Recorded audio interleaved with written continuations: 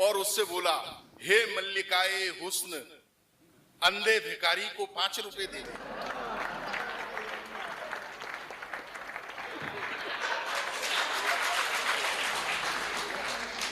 हे मल्लिकाए हुस्न, अंधे भिखारी को 5 रुपए दे दे। लुगाई ने जिंदगी में पहली बार हुस्न की तारीफ सुनी। तुरंत पर्स खोला और जैसे ही वो 5 का नोट निकालने को हुई तो उसके पति ने उसे डांटा। बोले, यार इसे 5 नहीं, इसे पूरे 100 रुपया दे, क्योंकि ये वाकई अंधा है।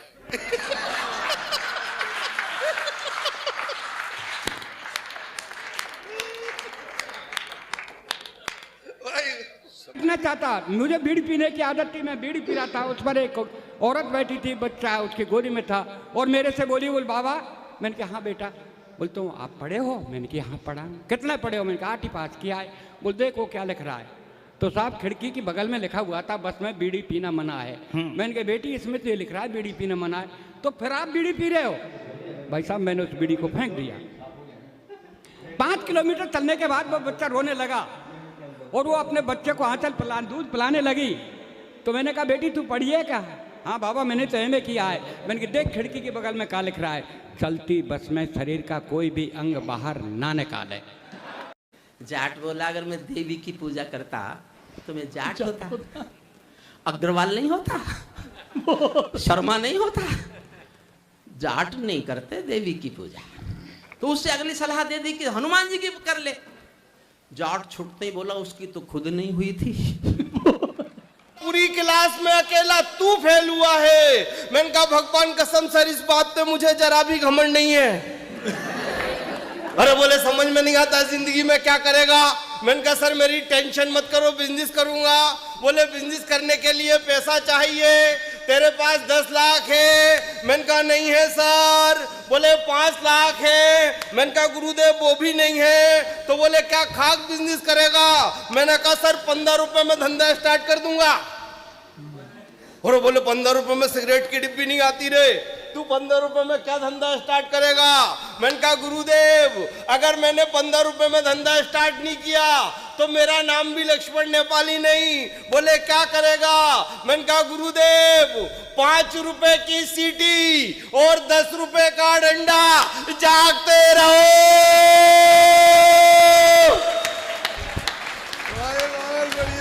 आ रहा हूं, मैंने नहीं सताया, मैंने साहब नहीं अरे मैं क्या सताता, मैं खुद ही सताया जा रहा हूं। वही केमिस्ट्री की क्लास में जरा सा हाथ दबाया था, 40 साल से पैर दबा रहा हूं।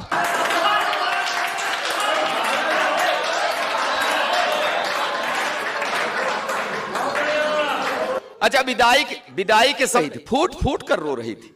तो मैंने कसम लिया कि इसे कभी कष्ट नहीं दूंगा, हमेशा सुखी रखूंगा। तो धीरे धीरे अपने मायके को भूल जाएगी, नहीं रोएगी, चुप हो जाएगी। तब कहां पता था कि ये एक रोज रो रही है, अब जिंदगी भर मुझे रुलाए। मैंने कभी उससे आंख मिलाकर सर उठाकर बात नहीं की। हाँ हमेशा बड़े अदब से उसे निहारता हूं। उसके पैर के अंगूठे में हल्की सी ठोकर लग जाए तुरंत बैठकर मुंह से फूंक मारता। जब कभी उसका तेवर गरमाने लगता है, बिना सर्दी जुकाम मेरे गले में बलगम घड़घड़ा आने लगता। फिर भी जाने क्यों वो हमेशा मेरे ऊपर ऐंठती है। हे भगवान, पंडित जी बीवी को शादी में बाएं बैठा दे चाहे दाएं, बाद में तो सिर पर ही बैठती।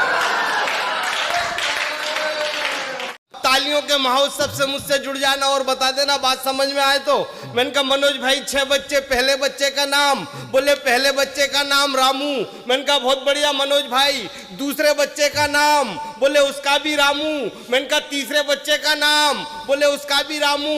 मैंने कहा 6 बच्चों के नाम? बोले सबके रामू। मैंने कहा भाई साहब दिक्कत हो जाती होगी, परेशानी हो जाती होगी, एक बच्चे को आवाज देते होंगे 6 के 6 आ जाते होंगे। बोले लक्ष्मण नेपाली फालतू बात मत कर, इनके सरनेम अलग अलग हैं।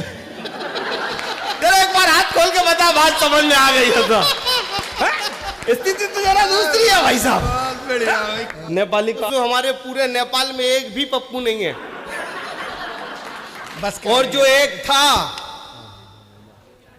वो यहाँ आ गया। क्योंकि जो इज्जत आप लेके आया रे सिपैया कौन सी दफा में लेके आया रे सिपैया, ये जोर जबर अब और उनकर घर जामन दे कौन दफा में लेके आया रे सिपैया, कौन सी दफा में। सिपाही जी बोले बहुत कड़ा है इस थाने का रवैया, साले बहुत कड़ा है इस थाने का रवैया, कोरी बात न कर देखूंगा मगर कुछ आमन दे।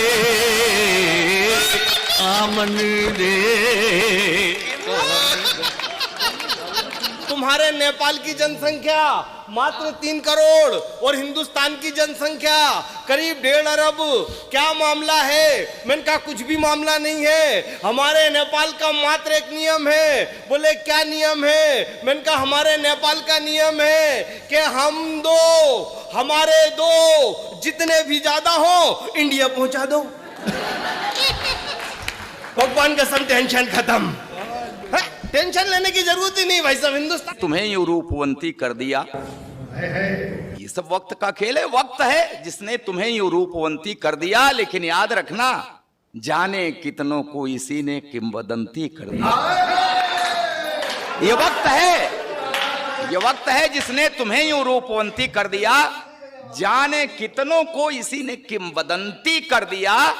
देखकर मुझको हंसो मत, मैं भी गब्बर था कभी, वक्त ने गब्बर से मुझको अब बसंती कर दी।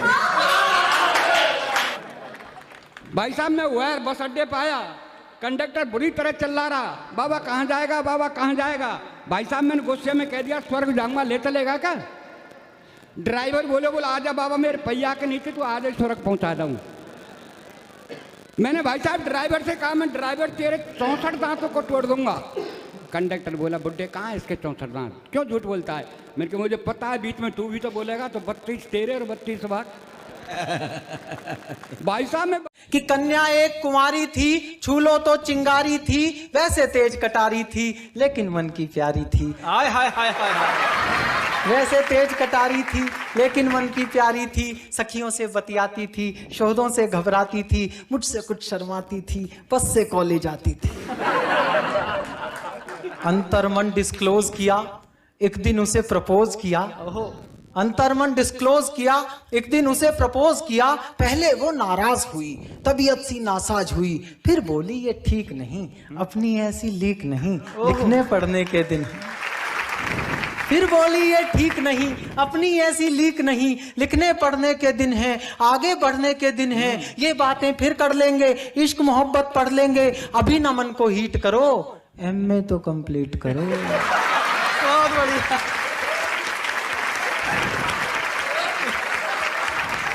बहुत अच्छा। अभी ना मन को हीट करो, एमए तो कंप्लीट करो। उसने यूं रिस्पॉन्ड किया, प्रोपोजल पोस्टपोन्ड किया। उसने यूं रिस्पॉन्ड किया, प्रोपोजल पोस्टपोन्ड किया।